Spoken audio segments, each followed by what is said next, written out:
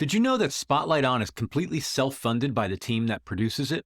We're looking for ways to keep the podcast self-sufficient without sacrificing the listener experience or the integrity of the show.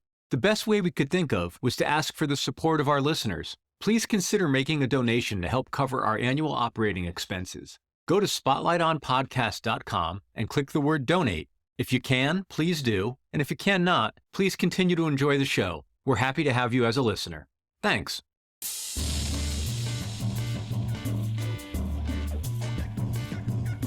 Hello and welcome to Spotlight On, the companion podcast of the Tonearm.com. Here we talk with the musicians, writers, and innovators shaping media, art, and culture. I'm your host, Lawrence Purrier. Today, the spotlight shines on Knox Chandler. Knox's name might ring a bell from his work with the Psychedelic Furs, Siouxsie and the Banshees, or maybe from his string arrangements on Depeche Mode's Exciter.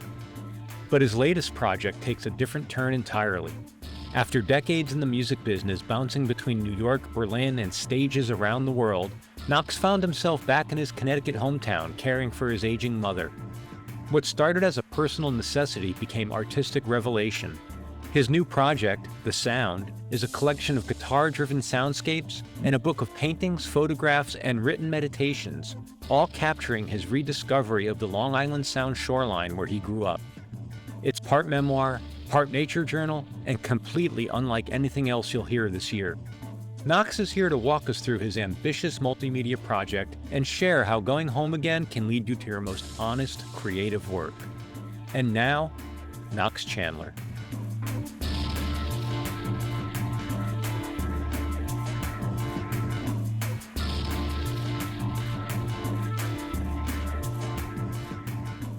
I think just in terms of life stages, we had a similar trajectory, just maybe a decade and a half or so apart in that I went from Connecticut to New York as well. I left in the mid-90s and lived in the Lower East Side. And then like most people of my generation, I ended up in Brooklyn. Okay. Yeah. Yeah, that's the same thing happened to me. I was in the Lower East Side for about 27 years and then wound up in Brooklyn for the 4 years before I moved to Germany. Tell me a little bit, if you don't mind. I'm really curious. I think like a lot of us interested in music and interested in the culture of the mid-late 20th century, there's always this feeling of especially in New York, what happened right before me is what always intrigued me the most. Mm-hmm. You know, I got there as someone who was always very, very interested in the downtown scene and the no wave stuff. You know, I got there right at the tail end of the Kitchen and not really there for the loft stuff, but it was still in the air and a lot of those figures were still around playing. But I'm curious to go back even a little further. What was happening in New Haven before you left? I hear sort of the history of places like Ron's Place or artists like the Saucers. What was happening musically in New Haven? I mean, growing up, we'd go in the Toad's Place and there was a couple other places we'd go to. I forget the names of them. Yeah, I can't even remember. I drive by them and go, I remember that, you say that place. But it was, it was very, rock and roll. Then we get the New Haven Coliseum existed at that time. So we would get a lot of bands, like Yes and Jethro Tull, Frank Zappa, Emerson, Lake and Palmer. Then in New Haven, I mean, the first time I saw John McLaughlin's Mahavishnu Orchestra was at Wolsey Hall. And I think they played a couple times. Every time they were in town, I went and saw that. And that was early 70s. There was also, coming out of that, there was a scene that included Michael Gregory Jackson and Farina Aklif and Julius Hemphill, Oliver Lake, Abdul Wadud, Jerry Hemingway. These guys, they're doing more improvisational free jazz kind of stuff. And I'd go even up to Hartford to see some of these concerts. I don't exactly remember the names of the spaces I saw them at. My memory doesn't serve me well there, but that was what was sort of exciting for me. I know there were some punk clubs on the Grotto but I never really took part in that stuff. By the time 76 rolled around, I was already in college and studying music. So Yeah, I always tell people, and folks who have listened to my podcast hear me go on about it occasionally. I'm a real partisan of New Haven. I feel like as a city, it hits above its weight, and it's got such an interesting cultural history, even going back to like, all the kind of failed urban renewal experiments. And I don't know, I just find it a fascinating area. It was this was the industrial state. That's what it was coined. And there were a lot of factories that came up around the turn of the century. And because of it, there was a lot of pollution. The waters are really terrible. Growing up, ospreys, for instance, were endangered. Now there's an abundance of ospreys. We even have bald eagles now. I mean, I saw one just 2 days ago. Coyotes, bobcats, bears. I mean, this was unheard of when I was growing up here. A lot of those, obviously, the factories, a lot of them failed. They turned them into condos or tore them down. Yeah. So it's a strange state for that reason.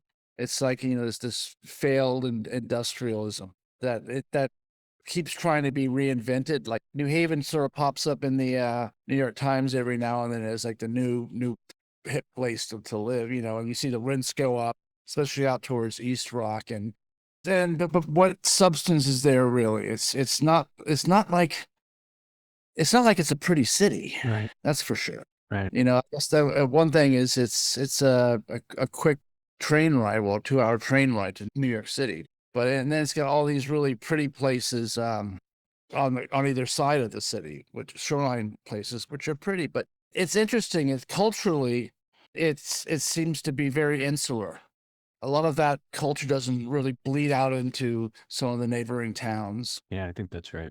Yeah, and it just because I'm in Guilford, which is you have East Haven, Brantford, Guilford, and it's I like to say this place is incredibly beige, vacuous of all culture, but awfully pretty. And I came back here to take care of my mother, who is now in a residential place. I thought I would be moving to another area where there's more like-minded people around. Yeah, I've been going up to upstate New York around Saugerties, Woodstock area. There's a lot of all my friends live up there. They have studios, their gigs, all that. And then I found that once my mother got in this facility, I found this was really conducive to me getting a lot of work done without any distractions. I have a real love-hate relationship with this place. By the time I was 18, I couldn't wait till, actually, I wanted to leave when I was 16, which caused a lot of fights in my family. But I agreed I'd go to college. And so at 18, I went to Bard College. It's every time I come back, it's strange. It's one of these places that there's nothing to do but drink and do drugs and chase girls. And then here I am back here, and I'm seeing the same people that I grew up with 40, 50 years later. It's taking on a new meaning. I'm more engrossed in the whole nature of this area, and the fact that it is so plentiful with nature that it was an attractive area for the Native Americans. There's like 16 tribes in this area at one point, and obviously with everything else, and they're gone. There's a reservation where Foxwoods is and Mohegan Sun. They have a pretty good Pequot Indian museum there, but there's a lot of their history seems to be sort of erased, like just gone.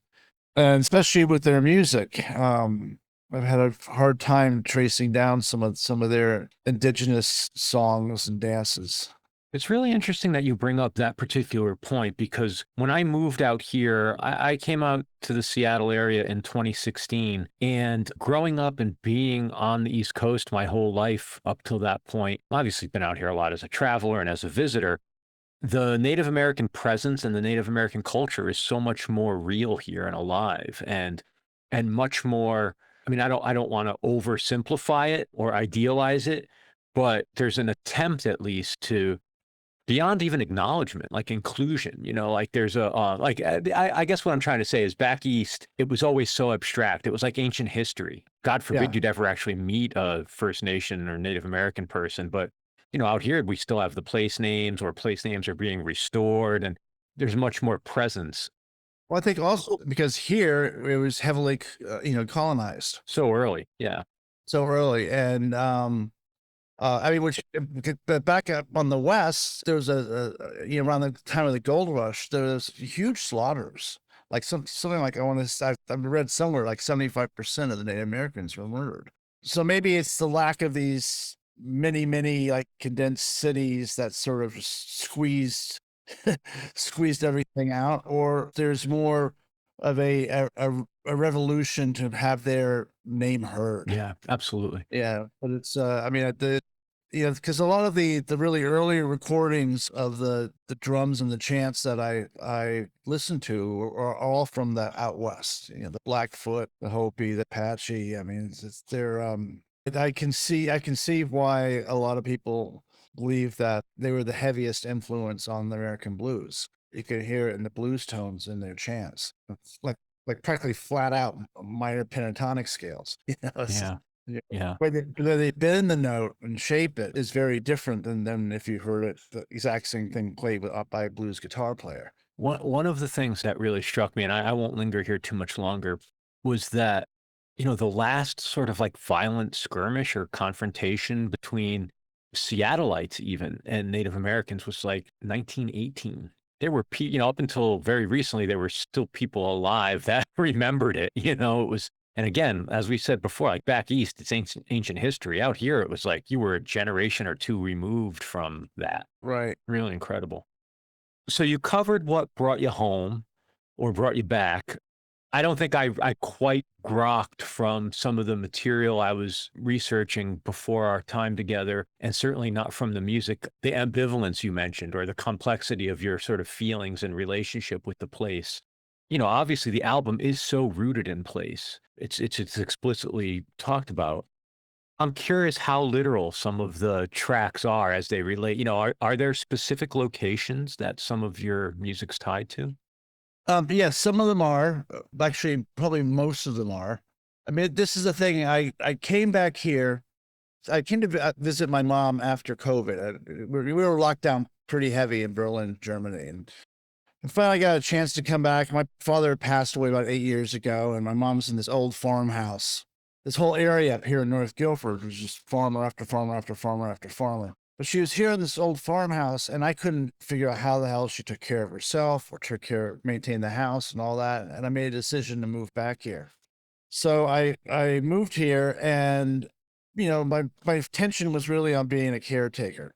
But yeah, I have to write music or play music or do something. I record music because I'm just fidgety that way.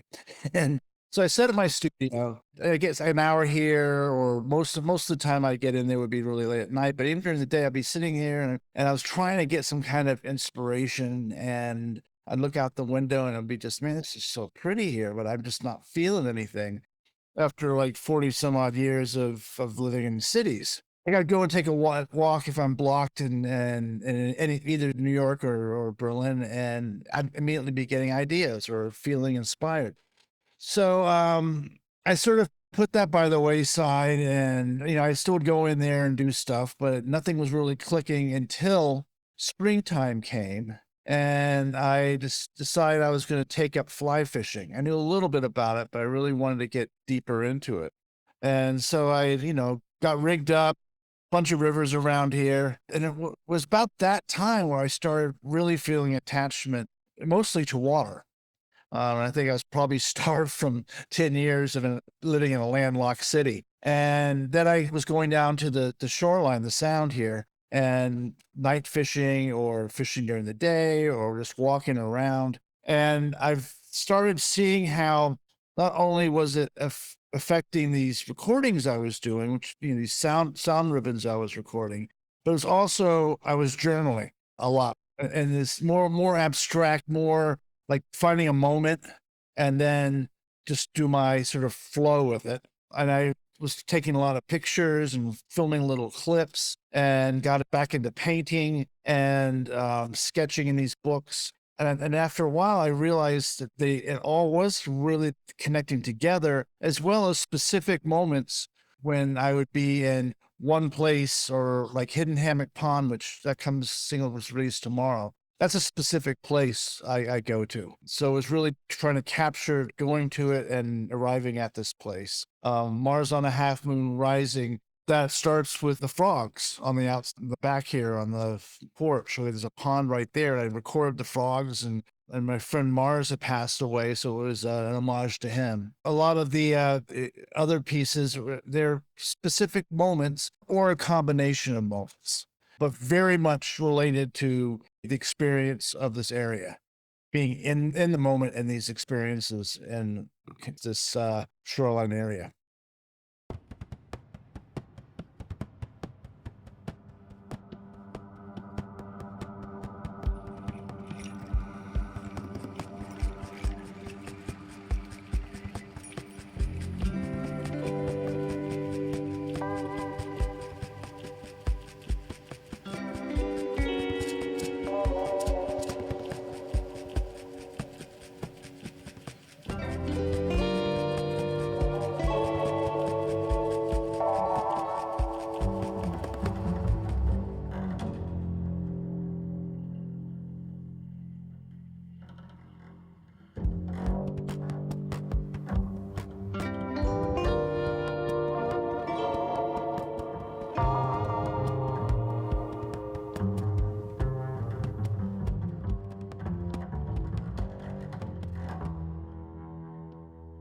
You know, hearing you talk about the various creative and artistic elements that go into this project, was the genesis of this recorded music and it evolved, or were you always thinking you had this multimedia approach? Like how did that all come together in this project?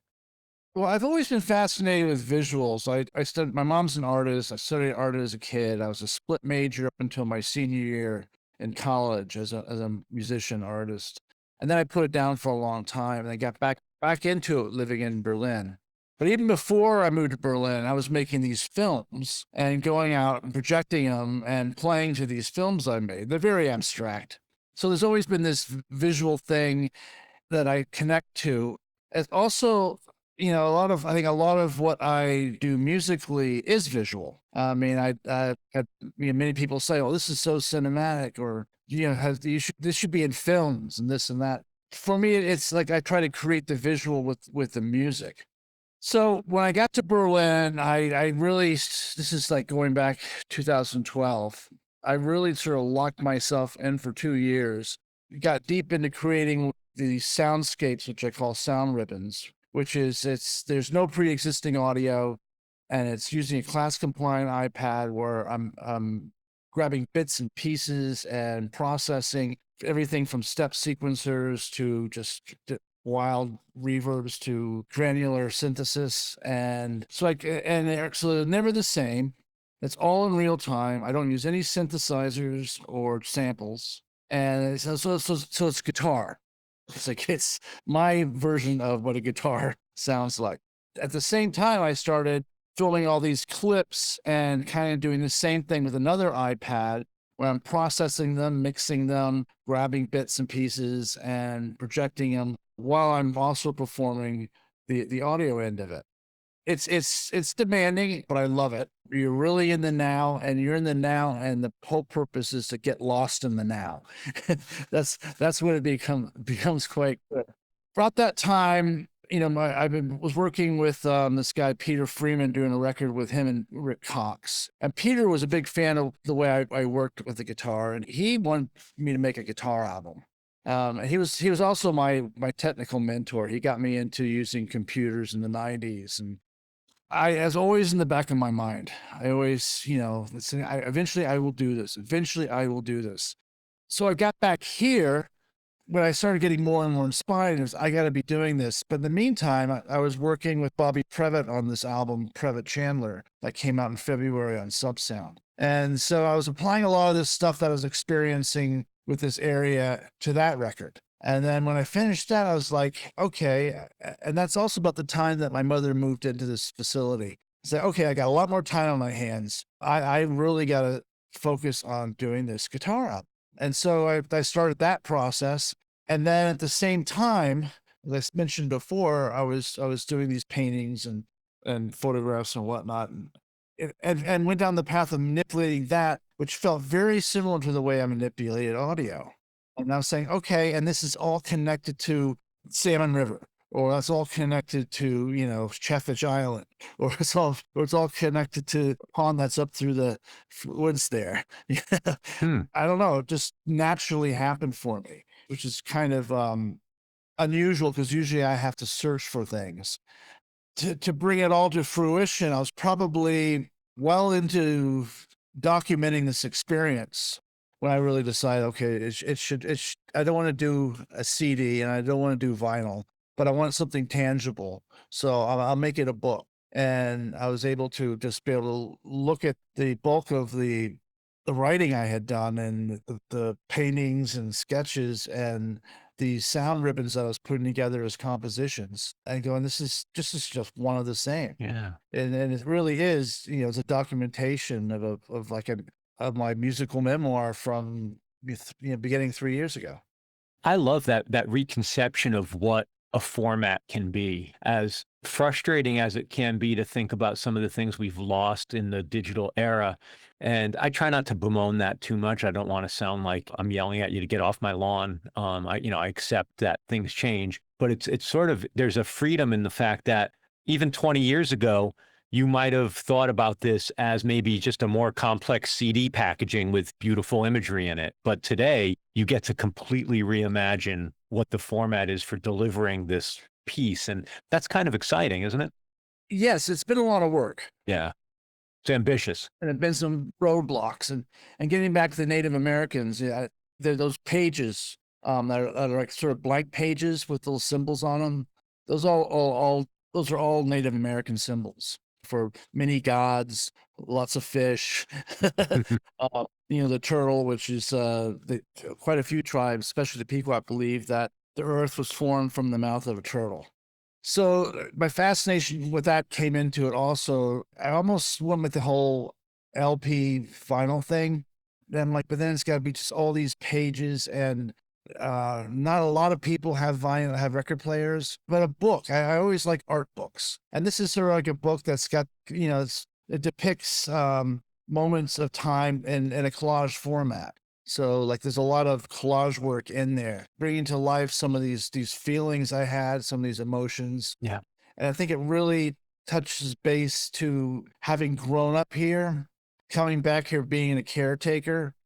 There's some stuff that sort of connects with that too. This sort of dichotomy of finding something new, but it's really not new. And then I'm burdened down with this family situation. It's sort of a complicated experience that I was but really trying to find beauty in it all. And it's quite often I find that beauty is more powerful when it has contrast. Like the beauty in flowers, it always is amazing when it's pops up in, some decomposition or like the beauty in finding this new stage of my life is crops up in the really difficult time of trying to take care of a 90-year-old woman who's not easy. Will not go gentle. Yeah. To share a little bit, it's a little poignant for me to talk to you at this particular moment because I was back there. I've been back twice in the last few months after not being back for a while. My mom passed away in March. Oh. I was able to come out there with my son, who had just turned 20, on his spring break from school. She passed away right before spring break started, and so unfortunately for him, he spent spring break with Dad going to a funeral. But we stayed out there for the better part of a week and sort of went and visited all the old ghosts. We got my childhood home and all the places that I used to visit around the shoreline in New Haven, up in the woods. I relate to that feeling of kind of walking some of those paths again, but also seeing them. I was able to have an experience, and then I went back again a couple of weeks ago with my significant other, and we did a very similar thing, except we also went into the Hudson Valley and saw some of the places I loved there. Yeah.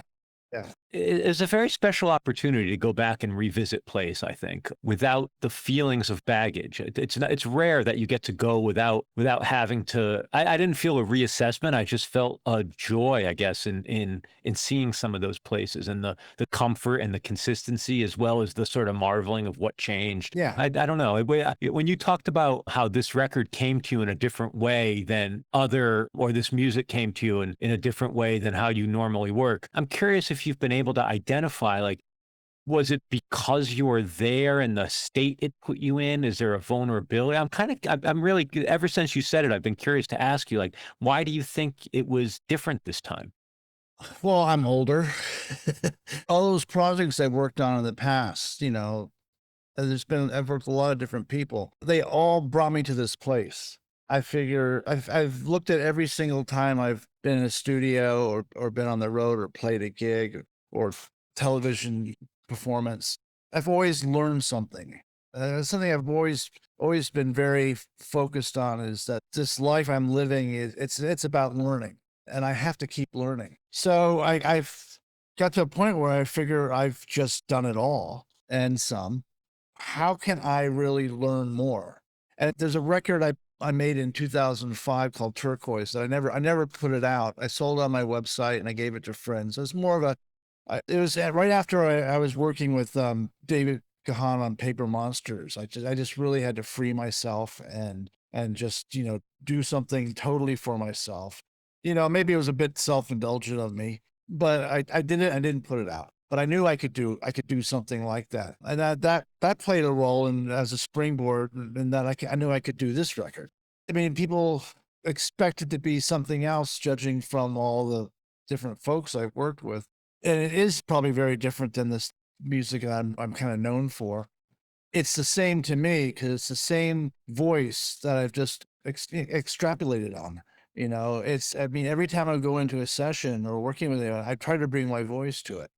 I think I probably took a bit of a deep dive when I got here as far as spending a lot of time by myself when I wasn't with my mother, really trying to figure out what is my voice. I know I reinvented it in Berlin with the Soundribbons approach, but I knew that it was a time for me to really stay put for a bit and just do the work. And in the process of it, learning all different stages, like setting up a business, Blue Elastic as the label. Then I had to learn Adobe Illustrator to create the logo. And then I'm going to do this book. So I had to learn InDesign to do the book. And then I'm making these video clips. So I have to learn Premiere. And so every single day I'm learning something. I even had to learn how to build my website. And rather than hiring people, because that's what I've always done in the past, but I never learned anything. I might be frustrated because it's taking too long. Why did that happen or this happen? And you get an answer, and maybe it was a mistake somebody else made, but you can't understand what the mistake is unless you experience it yourself. So I figured, okay, I'm in a luxurious place where I can live here. I can do this. I can make my own mistakes and just learn something. And at the same time, learning a lot about myself. So and that definitely reflects on what the music does. There's a record I made in Berlin that I'll put out probably next year called Sea of Stars. That is, I was actually trying to do some artwork for that, but was having a hard time connecting it to the music. In the meantime, this is what happened. And it is very much, as you asked, it's a product of the experience of being here, it's a mixture of this rural inspiration from urban inspiration. That sort of metamorphosis of where I am today. And then, so you do get some vapor trails of urban life in there, as well as moving back in, being a caretaker for my mother for 2 years, which brought up all this other stuff. So I got back into therapy, doing a lot of EMDR work, as well as increased my meditative practice, my meditations on a daily basis. So it is a total product of being here now. We'll be back with more Spotlight On and Knox Chandler right after this break. After listening to this episode, head to thetonearm.com, our new online journal covering unexpected music and culture. This week on The Tonearm, composer Ingrid Laubrock puts abstract poetry to music on her latest album, Purposing the Air. Seattle's Brittany Davis speaks about her improvised spiritual jazz and recording for Stone Gossard's relaunched indie label. French producer Brain Damage details collaborating with Emiko Oda and the legendary Mad Professor to explore the concept of post-dub. And Lawrence Purrier attempts to assemble from memory a lost interview with jazz greats Matthew Shipp and Ivo Perelman. You'll find all this and more on The Tonearm. And while you're there, be sure to subscribe to our email newsletter. That's thetonearm.com. The Tonearm, putting a needle on the cultural wax. And now, back to Spotlight On. You're at a very interesting point in life, not only to be creating, but to be talking to. It's sort of fascinating to hear you articulate a lot of what you've been experiencing and how you've been integrating it and how it's manifesting in your work. To shift gears just a little bit and to get a little mechanical, I'm curious, could you talk a little bit about the sound ribbon approach? You talked about it a little bit before, but I wanted to come back to it because you mentioned also how that sort of nexus of, or that manifestation of visualization in music. And it occurred to me when you were saying it that a ribbon is something tangible and visible. And so to combine the words, and I like word plays, and I'm curious about the origin of the sound ribbon approach, what it actually means. Like, you walk into your work environment or the studio or wherever it is, you have a blank sonic palette. What happens? No, that's a good question. I've always been fascinated with the electric guitar, even though, I mean, I remember hearing the Beatles in 62 or 63 on the radio when I was living in England, and that sound just, but going back to even Hendrix, I mean, when I started listening to those Hendrix records, it wasn't his lead playing so much as the sound, the feedback, the tape manipulation, even like Electric Ladyland, the putting the jacks the wrong way around in a wah-wah pedal to get that flute sound. It sounds like seagulls. And I mean, all that stuff really fascinated me. So by the time I got to New York, I was, playing around with different processing boxes, stomp boxes. When I joined the Psychedelic Furs, that's when I got into the TC 2290, which is it's got a sampler in it, but it's got this really amazing sounding delay with all this deep modulation, and you really have to program it like a computer. And I got way deep into that. And by the time we did the World Outside album, I spent a bit of time even with Stephen Street, who was producing the record, manipulating this 2290, and that it just sounds so exciting. So I think at that time, there were a lot of synthesizers around. There was something fascinating about synthesizers, but they all, to me, sort of sounded the same. There's always this sort of saw wave or sine wave that just, you get a lot of that. And I have a lot of respect for it, but I wanted to really try to make the guitar do what that did to some extent, because I enjoyed the graininess that you got out of a guitar string or a cello or even I do some electric trumpet stuff where just the sound of the breath going through it. And then you manipulate it like you would a sine wave or a saw wave. So that got me really interested in processing the instrument. And so there are all these records I did in the 90s with these, they called it adult contemporary, these sort of singer-songwriter types, and it was Michael Villelli, who was our A&R guy with the Psychedelic Furs, who was putting me in these sessions. And sight unseen, music unheard, I would just try to create these sort of soundscapes for them. Add something that was textural and added an extra feeling to the piece of music. I got deeper and deeper into this stuff. And then by the time I got to Berlin, right, I was at the tail end of work, doing I did 10 years with Cyndi Lauper, and that ended. And I did some movie stuff. I was just kind of felt like I had to do something different. I had to change up. And I didn't really want to stick around and hop on another legacy act. I thought I had to get back to truly what was me. I was a tourist to what was me over the years. I never really engaged. I never really put everything in. So I at that time, my friend Peter, who I mentioned before, he was pushing me to start using, class compliant iPads. The iPad would be the workstation. And instead of using the audio drivers, the Apple audio drivers, you would hook it up to an interface and use the audio drivers in the interface. Just a much better sound quality. He was dabbling. He was turning me on all these apps. Plus, he invented an app called Looperverse, which was assimilated the Electrix repeater, which was one of the boxes I used, which is a 4-channel looper that you could really stretch sound with. And I wound up beta testing that. I also was really interested in doing a deep dive in Ableton Live. I had been working primarily in Logic at the time. So I decided I'd move. I moved to Berlin. Originally to live with Budgie, the drummer from the Banshees, who was a very close friend of mine. And I would not take any foot pedals. I wouldn't take any rack spaces stuff. It'd be just an iPad with an interface, computer, guitar, and a suitcase. And I said, I'm just going to approach it like, the whole workstation is going to be on the computer and the iPad. And I just did a deep dive with that, and it was, once I got in there a little bit, I started hearing what I want to do. I started hearing what could be the new me, and certain things spoke to me. Then, so there's buying a lot of apps that I don't even use, and combining apps and stuff, and then also working with the computer, learning Ableton, and then later Max for Live. Previously, I fooled around with Max MSP and Jitter, primarily for the use of the manipulating visuals with sound or vice versa. But that just got too intense, and I wasn't making music. This was another way for me to get in and make music pretty quickly. For like 2 years, I just explored it and didn't play with anybody else, didn't play out. I really kept to myself. And then I started doing some shows with Budgie. I played with like some dance music people, some free jazz people, even this indigenous Nepalese band, and I realized that this works with anybody I'm playing with.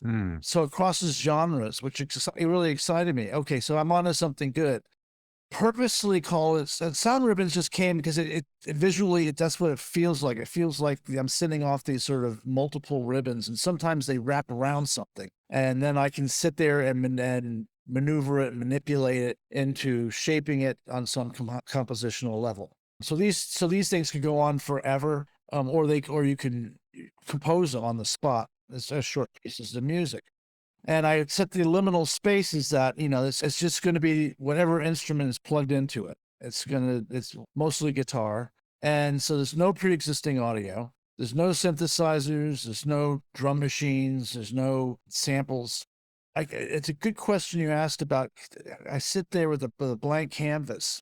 And it used to be in the beginning, I'd sit there and I'd start it and I'd stop it. No, that's not it. I'd start it and I stop it. And no, that's not it. I start it. Then I had to realize I can't do that. That's not working. That sort of defeats the purpose of there's no pre-existing audio files in there or anything. Well, there should be no real pre-existing thoughts of what I'm going to really do with this. Now, I might conceptually have an idea of where I want to take this thing. But it's really about being in the moment, and in that moment, grabbing something that just comes to you. And this sort of goes back to a theory I have about the beauty of the first take. Because quite often, I was teaching in Berlin. I taught I was at this university for 7 years. I was actually the head of the guitar department there, and they put me through school, so I got a degree in education. Wow. And so there's a lot of research, in-classroom research I was doing. And I was finding that the same way I do it is that sometimes the best ideas just come right away. They're immediately there. And then you're in a session, you get this idea, and the producer goes, "Oh, that's brilliant." And then you spend the next half an hour trying to make it better. I was going to say ruining it. Yeah. and sometimes a little thing you might make it better, but the rest of it is ruined.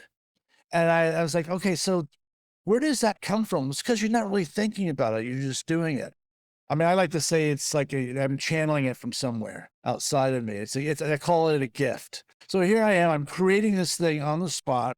It could be just like just a groundwork for what will come. And then in there, I start adding to it. And that's when the chaos starts to begin. And when I get into that mode, I start hearing the beauty in it, where I have to direct it. How can I massage it so it works as a piece of music. And when it's really good, I get lost in it. And because I've been doing this so long, I know technically what to do with my hands. But if I don't somehow get lost in it, I don't expect anybody else to get it either. And I've recorded a lot of these, and I listened to them quite a bit. That has been the basis for all my compositions these days. I start with a Soundribbon. this thing. I might make it like 5 minutes long. And then I will sit there and listen and listen and listen. And that's where I start hearing stuff. And then I'll start editing it and adding other ones maybe, and start putting down percussions on my bass. That is how that's the way I got to working these days. That might change next year, but it's been something I feel has been pretty fruitful artistically for me. There's one piece on the record, the piece Mars on a Half Moon Rising, where I recorded the frogs. It was like it gets really loud out there some nights. I caught this one moment where I recorded about 5 to 10 minutes of these frogs, and they're like peepers and bullfrogs and all of the whole. And I sat there and listened to it constantly. And this is a symphony. This is to me, it sounds so composed.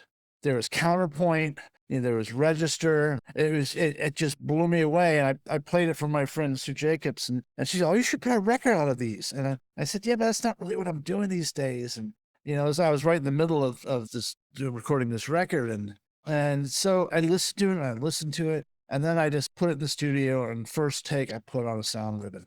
And just that first take, and maybe it's because I listened to it so much and I was just connected to it on some level, because it certainly wasn't purposeful. And that all of a sudden I heard what it was going to be. I was like, this is it, and then I sat down with the guitar and fooled around with this melody that just grabbed me, that fit perfectly in this. And it was all sort of sentimental feelings about Mars's death. He was a very close friend. And so it's homage to him. His name's in the title. It's nothing I think he would ever play. It sounded like Mars made that sound, so I'll do that. But it was totally heartfelt. It's my pouring my love out to this guy who taught me so much and was so great. However, in that song Branch, that's for Jamie Branch, who is also working with Mars and I on the Albert Eiler Christmas shows. The last time I saw her play was in Berlin before I moved back here. And she had this one piece where she was squeaking her sneakers on the stage. And so I was like, okay, I got to get that on the guitar. so there's just little gestures like that. But every record every song on that record started with a sound ribbon, except for Mars started with the frogs.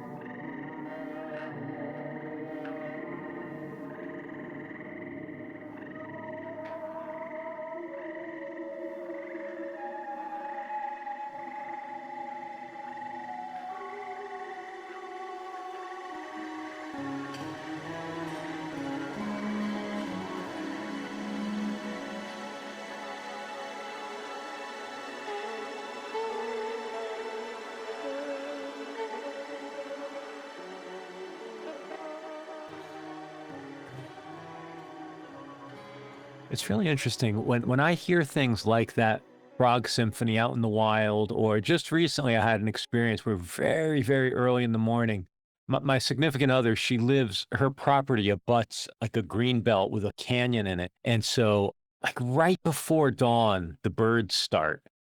There's so many of them at one point. And I said to her, I can't help but wonder, like, what are the birds thinking? Like, are they in communion with each other? Are they all just doing their own thing separately? What do the birds that aren't the same kind of bird think of what the other birds are saying? Like, it's so curious what's happening when it's just that din. It's fascinating. I've heard people say different things, like, well, they only tune into other birds that are at that frequency. I don't know. Somehow I think it's all pretty connected. There's this Victoria Park, which was about a block away from where I was living in Berlin. I used to go there and just lie on the ground and just listen to the birds and just try to hear the composition in it. And it's funny because what I realized was it wasn't just the birds that was creating this piece of music. It was the car going by, the siren in the back, the dogs barking, a little conversation on the lawn over there. It was all these things that were sort of interacting with these birds. I mean, that's kind of where my mind goes. I could sort of maybe spend too much time doing that. At one point, I actually pulled my guitar out and I was sitting on a bench there, and this bird came down and started doing a song. And so I started riffing with it on the guitar and went back and forth. It must have been at least a minute, which if you really think about it, it's a good amount of time. And then the bird flew off. And I actually had this feeling, what do I suck? Really, I was like, oh, you rejected me. Well, that's the sign of a true artist, supremely confident and full of self-doubt. I wanted to ask you a little bit. You said earlier, you were mentioning Turquoise and how you felt that maybe that was a little self-indulgent as a project, and so you didn't release it. Something that strikes me is you've spent so much of your time in other musical contexts, whether it's part of some of these bands that you talked about, or working with and supporting other artists. And I can't help but, this is like really bad armchair psychology, so feel free to swat me down on this one. But it does feel like this is kind of your time now, right? Like you've worked in the service of a lot of other artists' ideas and visions. Now you have the chance to just implement, express, like do your thing. Am I far off on that? I'm projecting that on you. Oh no, you're absolutely correct. I mean, and I will put out Turquoise at some point. I do think it's a good record, and probably a good prequel to this, even though it won't be. Just by default, I think it's because I moved back here. I'm 2 hours away from New York City, so it's hard for me to get in there. I mean, I've been in there about 2 or 3 times over the 3 years to do some session stuff, but I'm not being pulled away from what I'm doing out here. I have lately been going in and working with the New Haven Improvisers Collective. A couple nights a month, I go in there and play with those guys and do shows here and there. But I'm really isolated here. It feels very isolated. I have a lot of time to think, a lot of time to reflect. I don't see myself at 66 jumping down on stage singing Girls Just Want to Have Fun. I just don't, my mates seem to do that pretty well. I don't see myself doing it. I feel like there's a lot of that is done in me. I've never lost the love and passion for music. I've been able to express myself alone, mostly, out of sheer joy. And it's not like I'm trying to be something I'm not. I've really come to terms with the fact that this is who I am. I mean, the whole record, the whole book is nothing but my truth. I went into the project that way, and I feel I was very successful. To me, it's a success, because whether you like it or not, this is who I am right now. I have nothing to say to support it or to take away from it. It is just what it is. That's a beautiful feeling. That feels very freeing for me, and probably the first time in my life I've been able to really do it and feel that. And that could be an age thing, an experience thing. I am fortunate that I am not distracted here. I'm able to stay in this house and to maintain the house and my mother's maintenance on everything around my mother. She's about 10 minutes away. I go and see her a couple times a week and bring her stuff, and someone has to be close by for her. But that gives me all this other time. And yeah, I guess it is a little self-indulgent, but it's weird. I don't feel like it is. I feel like it feels like I'm giving up me. It's very vulnerable. There's people that can look at it and say, well, he's not really an artist, or he's not really a writer, or he's not really a guitarist, or whatever. Those voices that you sometimes get in your head. I don't have, I mean, it is what I am. It's just my truth. As a matter of fact, the first round of drafts I did of the book, all the text that's in there, I had text printing, different fonts. And a good friend of mine, Rick Moody, who's a writer, he went through it. He goes, Knox, you are an artist. Your music's great. The thing is that this is like your journaling stuff. This is your flow in your journaling writing. You should go back and do it all in handwritten. he was absolutely right. So I went and it took me a while to do it, but I hand wrote everything out. And I go, yeah, this is exactly what it's supposed to be. It is a journal, really, simple as that. It's not a book of poems. It's not a book of art. It's really a journal, the same way the album is a journal.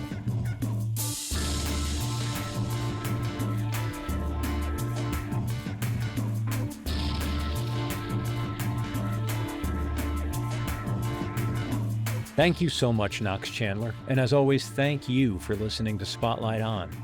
Spotlight On is executive produced and hosted by me, Lawrence Purrier. We're produced and marketed by Michael Donaldson.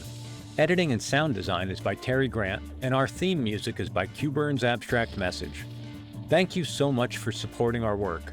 Please rate and review us wherever you listen to podcasts, and then visit us online at spotlightonpodcast.com to explore the free episode archive.